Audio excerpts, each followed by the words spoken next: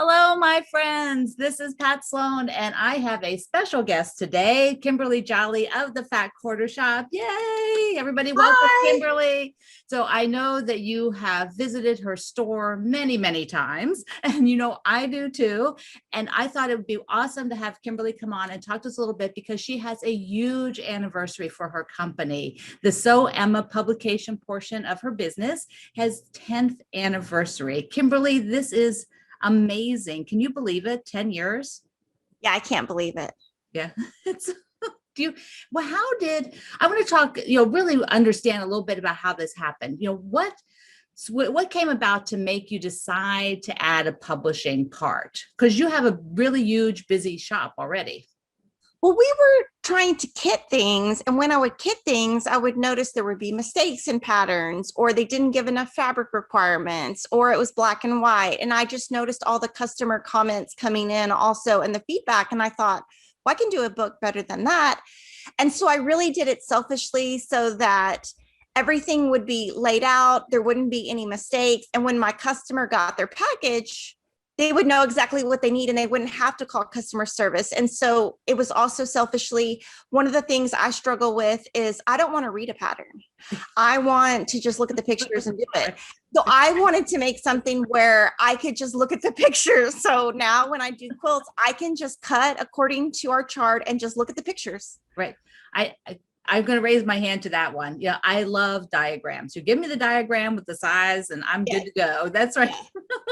So when you did the first book, because you do books and single patterns and the PDFs of the patterns, you've got the whole thing. But when you did the first book, what is it? What's the very first one? So the first book we have right here, it's called Simply Fat Quarters. Yeah. And you can tell it's our first book because when you open it, there's nothing here and there's no pictures. So it was just, I think at first we really focused on getting the format down, getting the format, and then we kind of grew in our photography from that. Mm-hmm. But yeah, I think at first it was just like, how do we do this? Right. How do we work with a printer? Where do we get it printed? We wanted to make sure we got it printed in America and not China. And how do we find the best printer? Right. So I think at first it was more research. And mm-hmm. now because we have all that down, we can be more creative.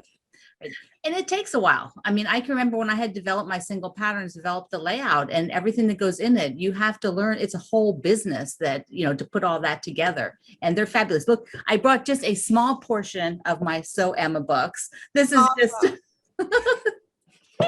I think I might have almost all of them. When you started, you had to develop a style. And I know that you go out now when you're doing a book and want to get a really gorgeous photography. I think you've really become known for that gorgeous photography.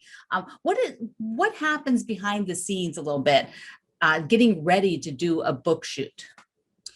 Oh my goodness. So the first thing is if we're working internally, we just do it ourselves. But if we're working with a designer, we ask them specifically, what look are you going for? What color are you going for? It takes us hours to find the house. We usually rent an Airbnb. So we go for what kind of look we're going for. We go to Hobby Lobby, Michael's, we buy props. We end up using those later, but I mean, props, cameras, lights, photography, but it's really, I think it all comes down to like, what's the vision of what we're looking for or what the author's looking for. And to be honest, I do none of this. I mean, I couldn't do this without my team. I'm not that creative. Yeah. And if I had to go buy props, I might have a breakdown. But it really is all about the vision. Yeah. And that's what is so beautiful about the books, because you'll have these projects that look so gorgeous in a room setting, or you do a lot of very beautiful close-ups that let us just feel like we want to make that. We want to have that. So do you ever get a chance to do like a book signing for these? When we had quilt markets, we did a couple of them, but since there hasn't been a quilt market, we haven't. Yeah. But I mean, that sounds fun. Yeah. Yeah. Yeah. I've done them when I would do an event, so I would take books and sign there. But yes, at the trade show, there's always opportunities for the quilt shops to come. And so you could sign all of them that go out of your facility, you'd be there all day, wouldn't you, Kimberly? Yeah. Signing? I need to stand. Right. Oh Oh my goodness. So what is one of your books that maybe had a fun story associated with it? Do you have one that, whether it was during the photo shoot or trying to develop a pattern in it? Is there something like behind the scenes?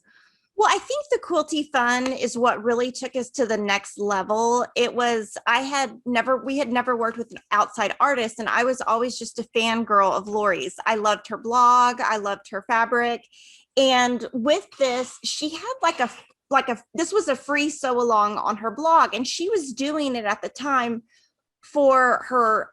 She did a weekly meeting with sewers at her church, but she wanted, a lot of them were young moms and they would miss meetings. So she started putting it on her blog, and I just went to her house one day and we were filming, and I just said, I can publish that for you. Yeah. And so I think it's great because she is really one of my very best friends, and that all came from the book. And being able to make it more widely accessible to people who might not have the internet or who wanted it more in a graphic form. Some people don't know how to print from a blog, but I think that really was great because it formed a friendship with her, a partnership with her that I think has helped both of us.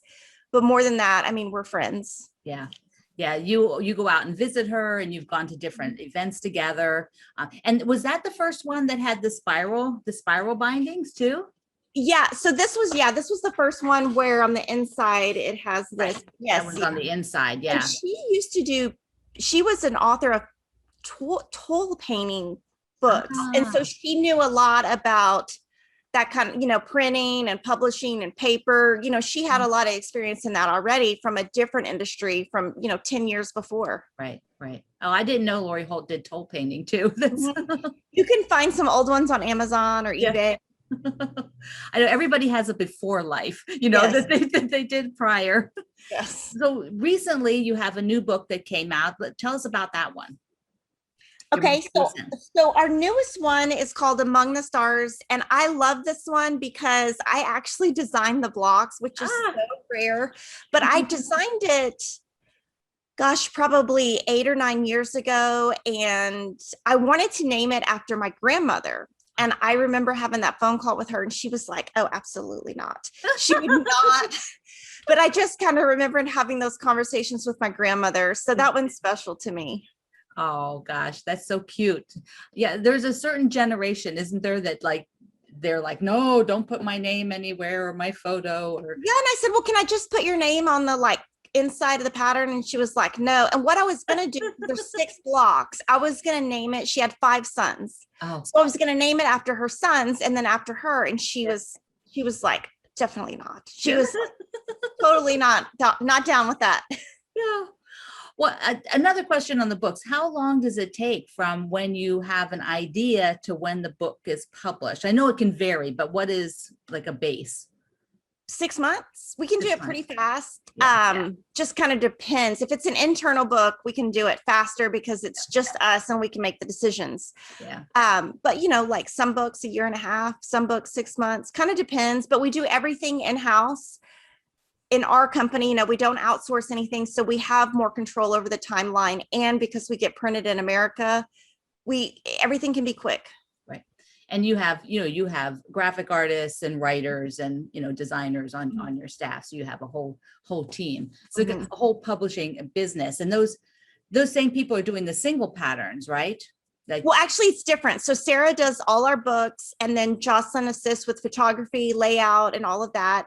And then our books is a whole nother team. It's like Nova, Crystal, Angel, Cheryl. Okay. So we kind of eventually split that up. Okay. So that each, it's just hard because our formatting for our patterns is slightly different than our formatting for our books. So it's kind of divided. Yeah. But we have a big proofreading team, and we all work together still as a team. Yeah. Yeah. And I'm sure there's the little crossway. Like this is one of your single patterns, Arboretum, and done in my Morrison Park that you have in your shop. And then what is behind you? So behind me is the Shine On quilt. It's from the Bonnie and Camille Quilt Bee book. And that came out, I would say 6 months ago. I'm going to try to find the book real quick. Yeah. The bee is so cute. Yeah. And I made that quilt. So that's Ah, amazing. So that's the fun part about doing the books is I get to make some of the yeah. quilts and test the patterns, which I love all that because I just like all that. I like all Mhm. that. Yeah. Speaking of sewing, speaking of sewing, let's talk a little bit about uh, like quilt alongs and sew alongs, because I think you and I are a little bit obsessed with these. We both love to do them. And you do a ton for your shop because you have a very large customer base. So you have things that can appeal to a large variety of people. Mhm. You know, like with mine, nobody really does all of them. They pick and choose what's Choose. going on. Do you want to tell me a little bit about what you have going on right now? I mean, what are you personally sewing in the sew alongs? So I have this huge list, but what I try to do is on my live streams feature what I'm sewing and give tips so that if you're to be able to be productive, I try to give tips of how I'm able to do everything. So this week, Susan Aki released Sampler Spree book, but she released her sew along. So I started that this weekend. Mhm. Lori Holt has a free red sampler sew along. It's actually not free. It's from her books, but she shows blocks each week. I'm doing that. Yeah. Riley Blake is doing a block challenge. So I'm doing that. That's free. Sherry McConnell has a free block of the month that she does every month. I'm doing that. Yeah. Corey Yoder has a free one called Springbrook Blossoms. Lisa Bonjean has an American Gatherings that I'm doing. And I'm also working as I finish all of those. We did a free pattern called Swirling Stars, and I take the leftovers of that to put Okay. into a quilt to summarize the year. Yeah. But I do try to do a combo of free, paid, different types of fabrics, just so that I can appeal to someone. Now, the one thing that I'm not great at is I don't really work with modern too much. Mhm. Just because I don't love it. And so if I don't love it, I'm going to take forever to do it. Yeah. And it's important to really like what you're doing. Mhm. People will look, like we will both have a certain style. Like I like a wide variety of fabrics. I will work in a fairly wide range. And sometimes it's fairly eclectic, it's like really odd. But what do you tell people about picking fabric to do these sew along so that they enjoy it? Pick what you love. It's just like your job. Pick what you love. Do what you love. If you don't, you're going to be struggling through every day. I mean, there's a modern quilt I'm making this year, and I'm just struggling to finish it. But I'm making it because I know my sister-in-law will love it. But it's just, and I'm so excited because I'm going to be able to give it to her for Christmas because I gave my other sister-in-law a quilt 2 years ago. But it's just a struggle, and so I fight with going to make it because Mhm. it's just not inspiring to me. So I have found through the years that I just try to do what I love, because if I don't, it's not going to get done. It's going to put me behind on everything else. Yeah. And, if you love it, you're going to use it. You're going to finish it. You're going to be inspired by it. Right. It's very good advice, because what appeals to you or what appeals to me may not appeal to somebody else. They should go and get the fabric that really makes them happy, feeds their soul.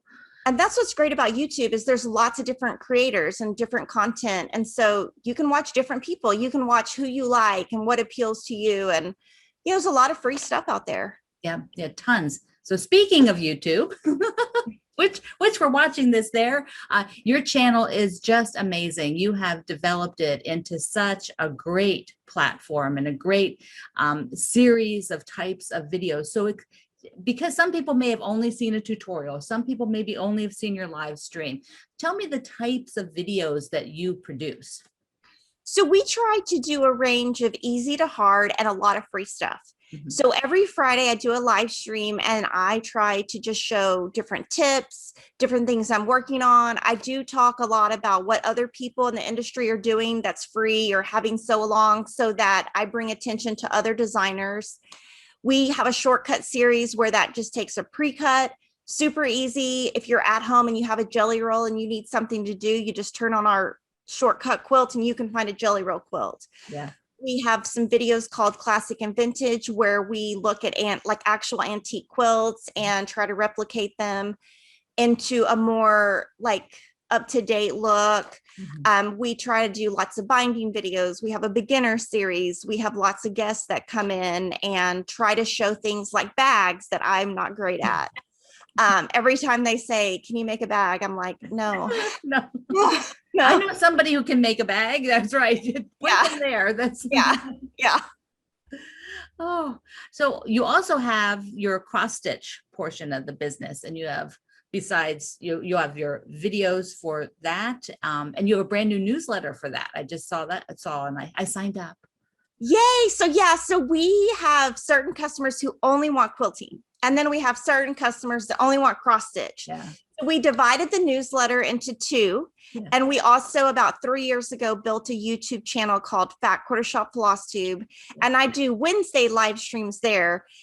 And I show all the cross stitch I'm working on, which is like a whole nother batch of things that I do. Yeah, it's good. I had always wanted to cross stitch, Kimberly. And when you started doing this, I thought, okay, I tried it only once before. I did embroidery instead. I did, stitchery.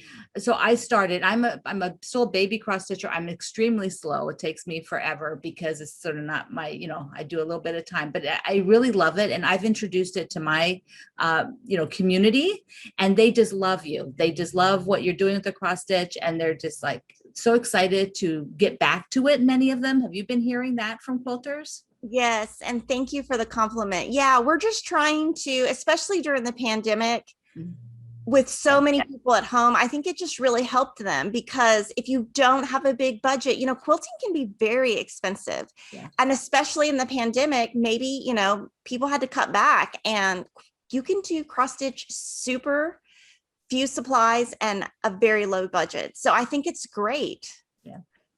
So I want to be sure we talk about Make-A-Wish, Mhm. because my quilt arrived with you yesterday, I think. Yeah. Yay. So how has it been, like 10 years of Make-A-Wish that no, 10 years of the charity? They haven't always been Make-A-Wish, but it's like 10 or 12 years or. So we started it in 2014. And Oh, when we okay. started, we would do a different charity each year. And so we have worked with March of Dimes, and we also worked with St. Jude's. St. Jude's. And then Kevin and I, just like I said, we like to do what we're passionate about. And when we worked with Make-A-Wish, we got to interact with the families. We got to see the impact. We got to meet the kids.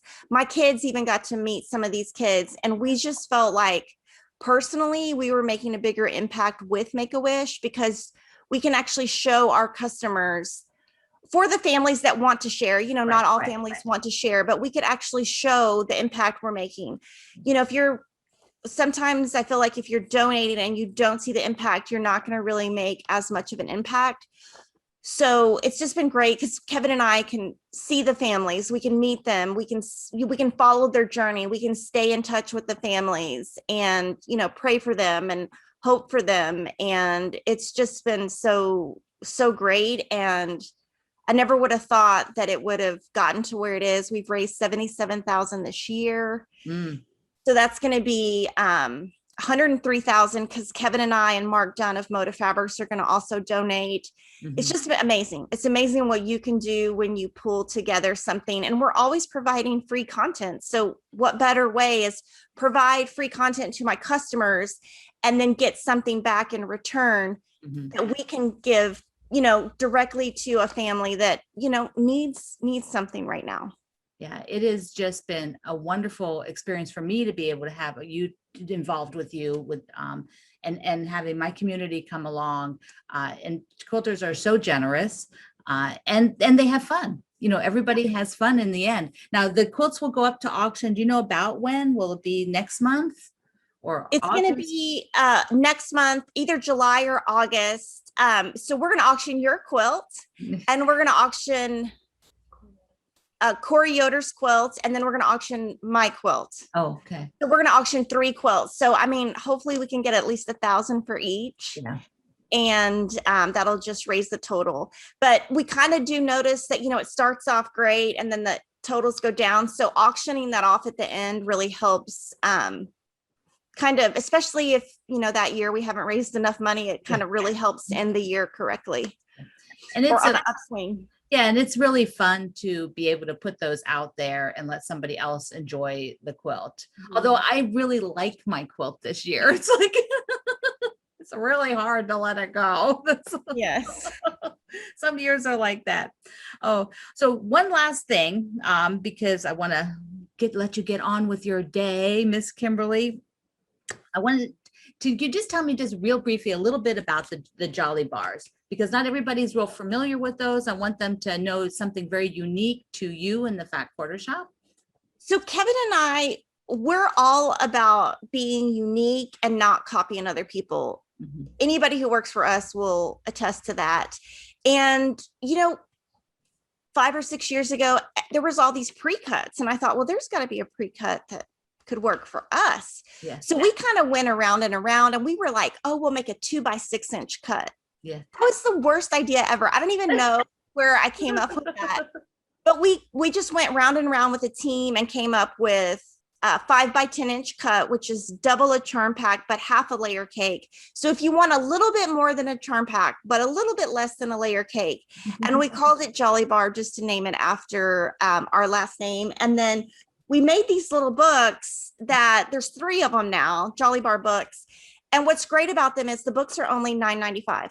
Yeah, So they're fabulous. yeah, and It's so it's a fabulous. low price. It's something that you can, if you're on a budget, you can just pick up, and they're just fun. I mean, it's just a great cut that you can get a lot of things out of, because some people, you don't have the budget for a full fat quarter bundle. I don't like buying full fat quarter bundles. They're too Right. expensive. The fabric's too big. Yeah. It's too hard to starch. So Jolly Bars are great. Yeah. You have been so creative with your business. It's always exciting, Kimberly, to see what you and Kevin come up with and your whole team. I really enjoy working with you. This has just been so awesome to have you come on and celebrate your 10th anniversary of Sew Emma. Congratulations. Thank you. So thank you so much. I love you. Thank you. Bye-bye.